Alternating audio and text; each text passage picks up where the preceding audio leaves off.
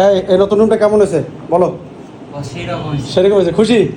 এ হচ্ছে আমাদের স্পেশাল ব্যাচের ছাত্র, ও অনেক খুশি, যে দেখে খুব পছন্দ করছে।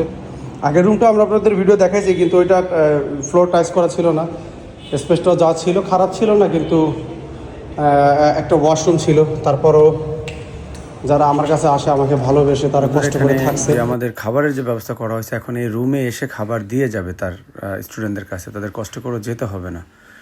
তো এখানে আমাদের একটা কমোড ওয়াশরুম আছে, একদম নিট অ্যান্ড ক্লিন।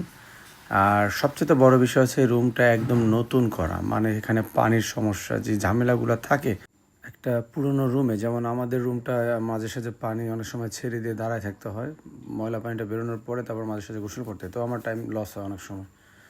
তো এরকম হয় রুম একটু পুরনো হলে। তো এই রুমটা একদম নতুন করছে, আশা করি এই নতুন রুমটা স্টুডেন্টদের অনেক পছন্দ হবে। সবাই ভালো থাকবেন, আল্লাহ হাফেজ।